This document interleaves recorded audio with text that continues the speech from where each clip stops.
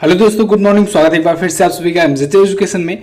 आज है 3 अगस्त। आज की इस वीडियो में हम लोग बात करेंगे 3 अगस्त 2021 के करंट अफेयर के सभी इंपॉर्टेंट क्वेश्चंस के बारे में। पूरी वीडियो ध्यान से देखिएगा, पूरी वीडियो डिटेल में आपको समझाई गई है। अगर वीडियो पसंद आए वीडियो को लाइक और शेयर जरूर कर देना। चैनल को सब्सक्राइब करके रखिए, बेल आइकन को प्रेस करके रखिए। डेली वीडियोज का नोटिफिकेशन आप तक पहुंचता रहेगा। इस वीडियो की पीडीएफ फाइल डिटेल्स के साथ दोस्तों आपको मिल जाएगी हमारे एप्लीकेशन एमजेटी ऐप पर। तो गूगल प्ले स्टोर पर जाइए और एमजेटी ऐप डाउनलोड कीजिए। वहीं पर आपको हाईएस्ट क्वालिटी कंटेंट मिलेंगे, ई बुक्स मिलेगी, वीडियो कोर्सेज मिलेंगे, मॉक टेस्ट मिलेगा और फ्री में quizzes, study material, videos, PDF वगैरह सब कुछ मिल जाने वाला है। तो आप लोग एप्लीकेशन को जरूर डाउनलोड करके रखिए। चलिए बात करते हैं लास्ट डे के क्वेश्चन की। लास्ट डे का मेरा पहला क्वेश्चन था आपसे, ओलंपिक में 2 मेडल जीतने वाले पहले खिलाड़ी कौन बने। यहाँ पर पहले भारतीय खिलाड़ी के बारे में बात की गई थी। सुशील कुमार जी बने हैं दोस्तों। सुशील कुमार ये पहले खिलाड़ी थे। और दूसरी खिलाड़ी कौन बनी? पीवी सिंधु। सुशील कुमार दोस्तों 2008 में बीजिंग ओलंपिक हुआ था, उसमें इन्होंने ब्रॉन्ज मेडल जीता था। फिर 2012 के लंदन ओलंपिक में इन्होंने सिल्वर मेडल जीता था। रेसलिंग के ये खिलाड़ी थे। अगला, ओलंपिक खेल 2032 की मेजबानी कौन करेगा? ऑस्ट्रेलिया। ओलंपिक में कोई मैच जीतने वाली पहली भारतीय महिला फेंसर या तलवारबाज कौन है? भवानी देवी। भारत के नए खेल मंत्री कौन है? वो हैं अनुराग ठाकुर जी। इन सभी क्वेश्चंस के बारे में काफी स्टूडेंट ने बहुत ही अच्छे से डिटेल में आंसर किया था। चलिए दोस्तों अब बात करते हैं आज के दिन के पहले क्वेश्चन की। पहला क्वेश्चन है, विश्व स्तनपान सप्ताह 2021 कब मनाया गया? तो दोस्तों ये मनाया गया 1 अगस्त से 7 अगस्त के बीच में, यानी 7 अगस्त तक ये मनाया जा रहा है विश्व स्तनपान सप्ताह। दोस्तों ये प्रत्येक वर्ष अगस्त महीने के फर्स्ट वीक में मनाया जाता है, वर्ल्ड ब्रेस्ट फीडिंग वीक।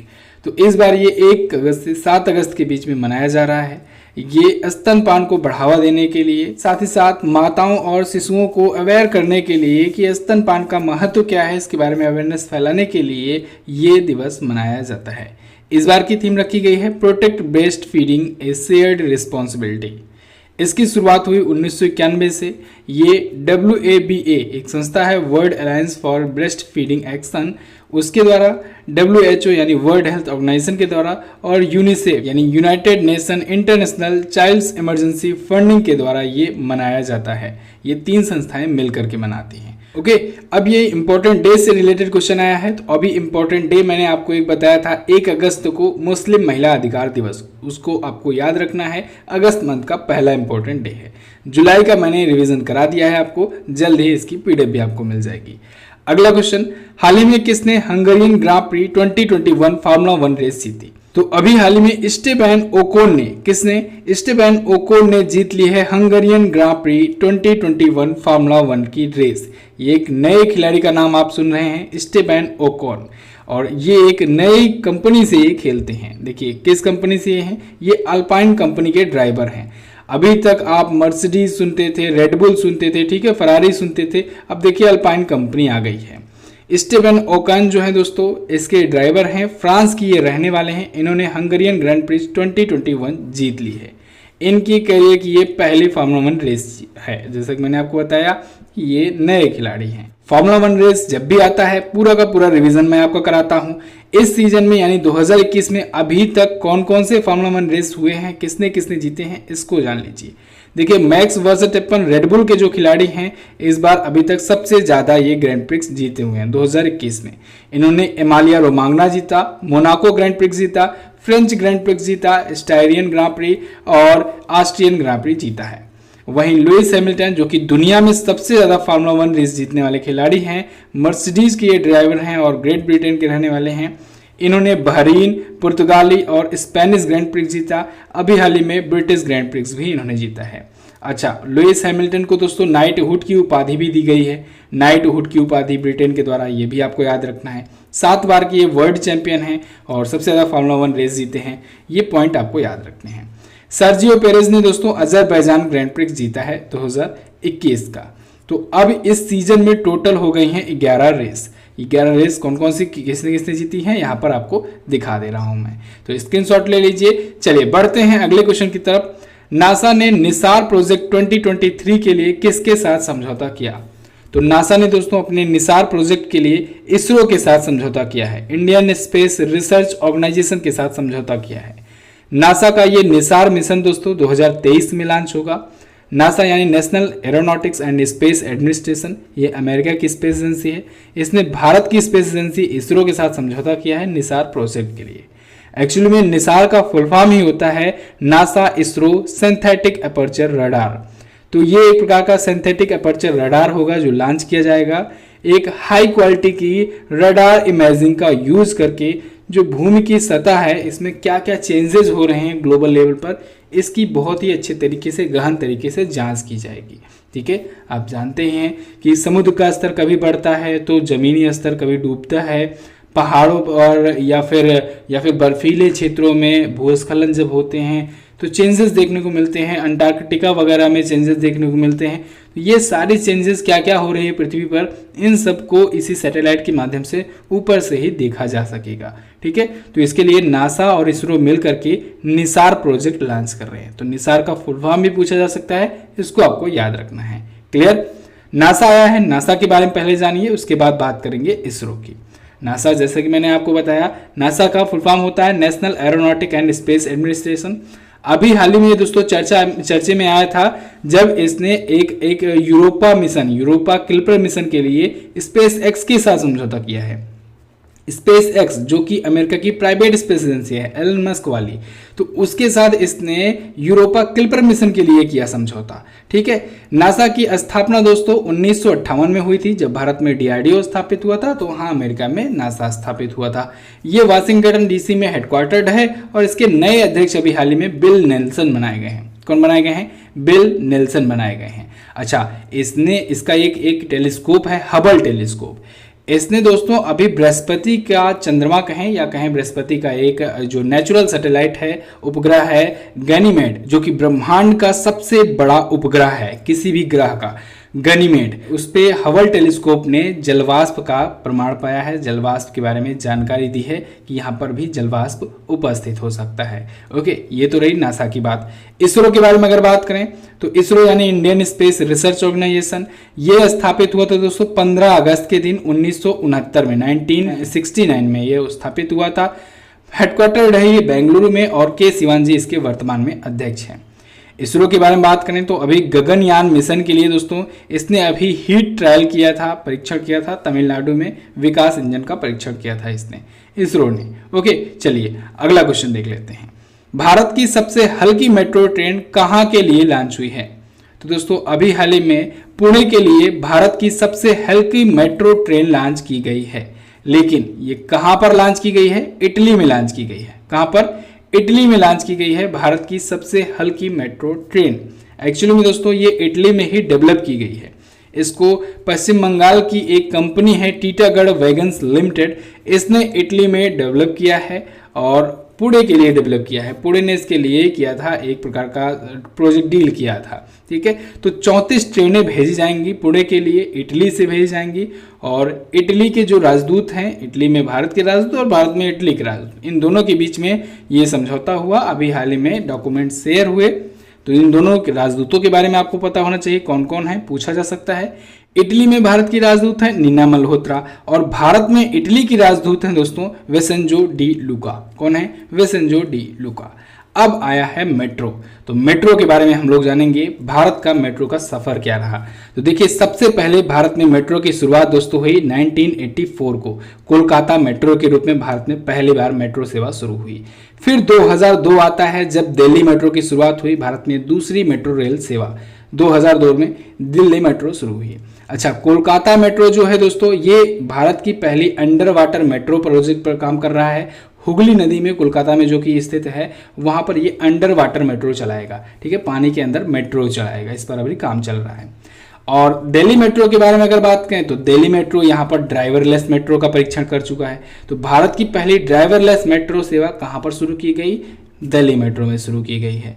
इसके बाद दोस्तों लखनऊ मेट्रो की अगर बात करें, जो लोग यूपी लेवल के एग्जाम प्रिपरेशन कर रहे हैं उनके लिए 2016 में लखनऊ मेट्रो सेवा की शुरुआत हुई। ठीक है, इससे पहले 2010 आया था। 2010 में दोस्तों कोलकाता मेट्रो को भारतीय रेलवे का 17वां रेलवे जोन घोषित किया गया। हालांकि अब भारत में 18 रेलवे जोन है। 18वां railway zone south coastal railway zone है विशाखापत्तनम में, जो कि हेडक्वार्टर्ड है। फिलहाल 17वां रेलवे जोन जो है वो कोलकाता मेट्रो है, इसको याद रखना आपको, ठीक है। और इसके बाद क्या, इसके बाद अब देखिए ये सबसे लाइट वेट आ गया है मेट्रो ट्रेन, पुणे में ये चलेगा। ओके, चलिए अगला क्वेश्चन देखते हैं। किस देश के सेना प्रमुख ने खुद को प्रधानमंत्री नियुक्त किया? तो अभी हाल ही में दोस्तों म्यांमार के सेना प्रमुख ने खुद को प्राइम मिनिस्टर अपॉइंट कर लिया है। आप सबको पता होगा दोस्तों, म्यांमार में सैन्य तख्ता पलट हुआ था, अभी 6 महीने पहले सैन्य तख्ता पलट हुआ था।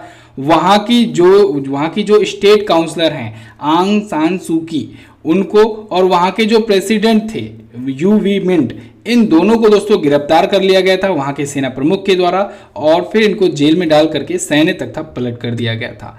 तो अब दोस्तों देखिए 6 महीने के बाद जो वहाँ के सेना प्रमुख थे मिंग आंग हलिंग, इनका नाम याद रखना आपको, मिंग आंग हलिंग, इन्होंने खुद को प्राइम मिनिस्टर नियुक्त कर लिया है। तो ये अब बन गए हैं म्यांमार के नए प्राइम मिनिस्टर। म्यांमार की राजधानी होती है नैपिदा, भारत की पड़ोसी देश है ये, और क्यात या कहें बुर्मिस क्यात यहाँ की होती है करेंसी। वर्ल्ड मैप में देखिए दोस्तों, ये रहा अपना प्यारा भारत। यहीं पर आप ईस्ट में जाएंगे तो यहाँ पर एक देश मिल जाएगा, ये है म्यांमार। देखिए इसका पुराना नाम था बर्मा, ठीक है, बर्मा के नाम से ये जाना जाता था। एक सिटी है रंगून, वो की सबसे लार्जेस्ट सिटी है रंगून, ठीक है, जिसे यांगून के नाम से भी जाना जाता है।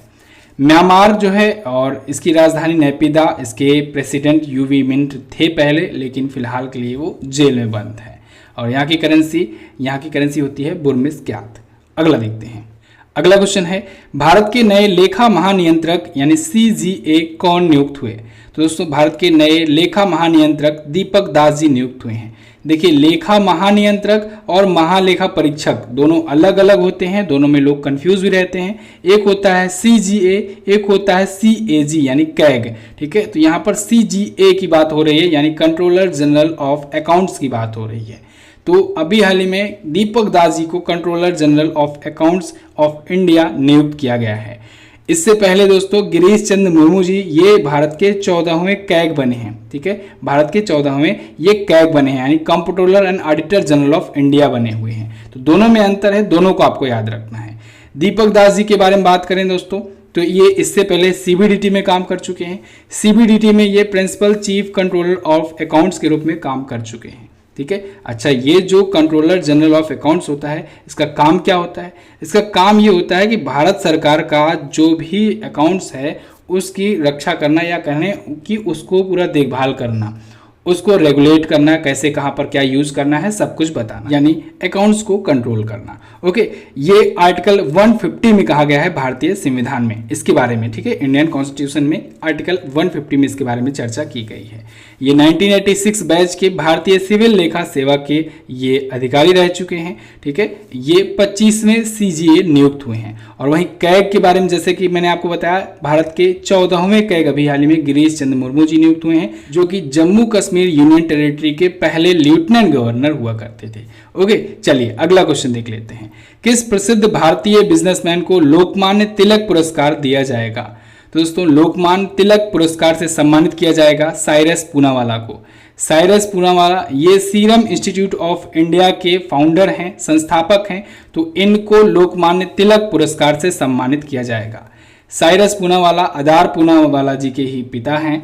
आधार पूनावाला का नाम आपने जरूर सुना होगा। ये वर्तमान में CEO हैं सीरम इंस्टीट्यूट ऑफ इंडिया के, उसी कंपनी की जिसको फाउंड किया था इनके पिताजी साइरस पूनावाला ने। ये एक वैक्सीन के निर्माण करने वाली कंपनी है और दुनिया में सबसे ज़्यादा वैक्सीन का निर्माण यही करती है। सबसे ज़्यादा वैक्सीन का production serum institute of India ही करती है। पुणे में ये हेडक्वार्टर्ड है। अभी बात करें तो इस कंपनी के द्वारा कोविशील्ड जो है इस वैक्सीन का प्रोडक्शन किया गया है, बहुत ही लार्ज स्केल में किया गया है। ओके, और इसने इंडिया को दुनिया का सबसे बड़ा वैक्सीन मैन्युफैक्चरिंग हब बना दिया है सीरम इंस्टीट्यूट ऑफ इंडिया ने। तो इसी के संस्थापक साइरस पूनावाला को लोकमान्य तिलक राष्ट्रीय पुरस्कार दिया जाएगा। अच्छा, एक तो कोविशील्ड आप सुन लिए, एक कोवैक्सीन आपने सुना होगा। कोवैक्सीन जो है ये इंडिया की वैक्सीन है, इसको भारत बायोटेक ने डेवलप किया है। भारत बायोटेक जो है ये हैदराबाद में स्थित एक कंपनी है, भारत बायोटेक, और इसके जो अध्यक्ष हैं वो हैं कृष्णा इला। इनका भी नाम आपको याद रखना है, कृष्णा इला। क्लियर है? अगला क्वेश्चन देखते हैं। हाल ही में प्रसिद्ध उपन्यासकार कुणाल बसु ने कौन सी पुस्तक लिखी? तो कुणाल बसु जी ने अपनी हाल ही में एक पुस्तक लॉन्च करने की घोषणा की है, in an ideal world. In an ideal world, ये कुणाल बसु जी की ये पुस्तक होगी, बुक होगी। ये बहुत ही फेमस उपन्यासकार हैं। ये बुक हालांकि अगली साल या फिर हो सकता है 2023 तक लॉन्च हो। इसको पब्लिश करेगी penguin random house India. Kunal Basu देखिए यही है। अच्छा दोस्तों, अगर आप यूपी लेवल के किसी एग्जाम की प्रिपरेशन कर रहे हो तो आपके लिए Uttar Pradesh GK plus UP special current affair की ये ई बुक आई हुई है, जिसमें 1 साल 7 महीने का current affair UP special current affair दिया गया है। साथ ही साथ उत्तर प्रदेश का सभी स्टैटिक जीके पॉइंट दिया गया है, चैप्टर बाई चैप्टर के बहुत ही शानदार तरीके से डिजाइन करके। और एंड में आपको कंप्यूटर प्रश्नोत्तरी भी बिल्कुल फ्री दी जाती है इस ई बुक के साथ। ये ई बुक आप प्राप्त कर सकते हैं एमजेटी ऐप से। गूगल प्ले स्टोर पर जाइए, एमजेटी ऐप डाउनलोड कीजिए और वहां से आप इस ई बुक को प्राप्त कीजिए। ऐसी बहुत सारी ई बुक्स वहां पर अवेलेबल हैं, आप अपनी आवश्यकता के अनुसार ले सकते हैं। अगर आप UP SSC, PT, UPSI, video, लेखपाल इन सब की एग्जाम की प्रिपरेशन कर रहे हो तो ये तो ई बुक आपके लिए फायदेमंद साबित होगी ही। कोई प्रॉब्लम आती है, व्हाट्सएप का नंबर दिया गया है, आप यहाँ पर कांटेक्ट कर सकते हो। ठीक है, चलिए बात करते हैं अगले क्वेश्चन की। हाल ही में किसे तोपे खाने का नया महानिदेशक नियुक्त किया गया? तो अभी हाल ही में लेफ्टिनेंट जनरल तरुण कुमार जी को दोस्तों तोपे खाने का नया महानिदेशक नियुक्त किया गया है। किसे? लेफ्टिनेंट जनरल तरुण कुमार जी को। तोपे खाने या कहें आर्टिलरी के जो इससे पहले महानिदेशक थे वो थे लेफ्टिनेंट जनरल के रवि प्रसाद। तो ये लेफ्टिनेंट जनरल के रवि प्रसाद जी की जगह पर नियुक्त हुए हैं। लेफ्टिनेंट जनरल के रवि प्रसाद जी ये 39 सालों तक सेवा दिए तोपे खाने में और इसके बाद अब 31 जुलाई को ये रिटायर हो गए हैं। तो इनकी जगह पर आ गए हैं लेफ्टिनेंट जनरल तरुण कुमार। अगला क्वेश्चन है, G20 संस्कृति मंत्रियों की बैठक में भारतीय प्रतिनिधि मंडल का नेतृत्व किसने किया? तो भारतीय प्रतिनिधि मंडल का नेतृत्व किया है दोस्तों मीनाक्षी लेखी ने। मीनाक्षी लेखी जी दोस्तों कौन है? भारत की ये संस्कृति राज्य मंत्री हैं। तो इन्होंने अभी हाल ही में G20 की जो कल्चरल मिनिस्टर्स की बैठक हुई थी उसमें इंडिया को रिप्रेजेंट किया और इंडिया की तरफ से ये इसमें पार्टिसिपेट की। इसकी मेज़बानी दोस्तों इटली के द्वारा की गई है। कारण ये है कि इस बार G20 का शिखर सम्मेलन जो होगा ये इटली में होगा, तो इस वजह से G20 की जो भी बैठक होगी साल भर इन सब की मेज़बानी इटली के द्वारा ही की जाएगी। इसके बारे में आपको बहुत बार बता चुका हूँ। जैसे ही कोई शिखर सम्मेलन की मेज़बानी जिस देश के द्वारा की जाती है, चाहे वो ब्रिक्स सम्मेलन हो या फिर G20 हो, ठीक है, कोई सा भी हो, तो पूरे वर्ष भर जो भी मिनिस्टर्स की या जो भी चीज़ों की बड़े बड़े लीडर्स की बैठक होती है उसकी मेज़बानी उसी देश के द्वारा किया जाता है। लेकिन इसका मतलब ये नहीं कि ये बैठक जो है, जो आम बैठक हुई है, ये मेन वाली बैठक है। मेन बैठक बाद में होती है जब डिसाइड हुआ होता है। जैसे जी शिखर सम्मेलन जो है, G20 शिखर सम्मेलन, ये अभी नहीं हो रहा है, ये होगा अभी अक्टूबर में। ठीक है, तो वो होगा अभी 30 अक्टूबर को। लेकिन यहाँ पर फिलहाल ये जो बैठक हुई ये 29 और 30 जुलाई को आयोजित हुई 2 दिवसीय बैठक थी। G20 की इस बार मेज़बानी इटली कर रहा है, पिछली बार सऊदी अरब कर रहा था। सऊदी अरबिया जो है ये पिछली बार मेज़बानी किया था G20 शिखर सम्मेलन का। G20 मतलब होता है ग्रुप ऑफ 20। ये दोस्तों 19 देशों का और एक यूरोपियन यूनियन का एक कहें संगठन है। इन सब का मिला करके एक संगठन, एक ऑर्गेनाइजेशन है G20। इसके चेयरमैन 2021 के लिए बनाए गए हैं मारियो द्राघी। आप लोग कमेंट करके बताओ मारियो द्राघी हैं कौन? बहुत इंपॉर्टेंट है, मारियो द्राघी कमेंट करके बताओ आप। अच्छा, अभी कल ही दोस्तों मैंने आपको जुलाई मंथ की लास्ट वाली वीडियो दी हुई है, जो मंथली करंट अफेयर की वीडियो होती है। जैसे कि आपको पता है 2 पार्ट में आपको मंथली वीडियो दी जाती है। एक तो 1 से 15 तक का होता है और एक होता है 16 से 30 या 31 तक का। तो 16 से 31 वाले करंट अफेयर यानी जुलाई मंथ का पार्ट 2 आपके लिए कल लाया गया। और अगर आपने नहीं देखा है जाकर के देखिए, बहुत ही अच्छे तरीके से, शानदार तरीके से एक्सप्लेनेशन के साथ आपको बताया गया, आपका रिवीजन कराया गया है। चलिए बस ये तो थे दोस्तों हमारे आज के दिन के टॉप 10 करंट अफेयर के क्वेश्चंस। आई होप आपको वीडियो पसंद आई होगी। वीडियो को पसंद आई है अगर तो लाइक कर दीजिए, शेयर कर दीजिए अपने दोस्तों के पास। और हाँ, सब्सक्राइब नहीं किए हो चैनल को सब्सक्राइब कर लो best quality content current affair पाने के लिए। इसकी पीडीएफ फाइल आपको एमजेटी ऐप पर मिल जाएगी और वन लाइनर के रूप में टेलीग्राम पर आपको मिल जाएगा। वन लाइनर आपको हिंदी में अलग और इंग्लिश में अलग दिया जाता है टेलीग्राम ग्रुप पर। तो टेलीग्राम पर जाइए, एमजेटी एजुकेशन सर्च कीजिए और वहां से आप इमेजेस के रूप में बहुत ही क्विक रिवीजन कर सकते हैं आज की करंट अफेयर का। चलिए, इसके अलावा यूपीपीईटी एग्जाम की अगर प्रिपरेशन कर रहे हो तो 20 मॉक टेस्ट की सीरीज लॉन्च हुई है। यूपीपीईटी 99 कूपन कोड यूज करके आप पा सकते हो भयंकर डिस्काउंट। सिर्फ 99 में आप 20 full mock test detail explanation के साथ प्राप्त कर सकते हो। और जैसा कि मैंने आपको बताया है, समय अब बहुत कम बचा है, ऐसे में डेली आपको एक मॉक टेस्ट जरूर सॉल्व करना चाहिए। चलिए बात करते हैं क्वेश्चन ऑफ द डे की। आज का पहला क्वेश्चन आपके लिए, वर्तमान में एनपीसीआई के अध्यक्ष कौन हैं? वैश्विक शिक्षा शिखर सम्मेलन 2021 कहां आयोजित हुआ था? भारतीय पुरुष हॉकी टीम ने ओलंपिक में अभी तक कितने मेडल जीते हुए हैं?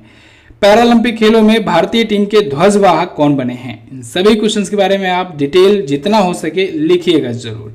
वीडियो को एंड तक देखने के लिए बहुत बहुत धन्यवाद। वीडियो आप देख लो, जाओ जल्दी से इसकी क्विज भी सॉल्व कर लो। क्विज मिलेगी आपको एमजेटी ऐप पर। मिलेंगे दोस्तों अगली वीडियो में, तब तक के लिए नमस्कार, जय हिंद, वंदे मातरम।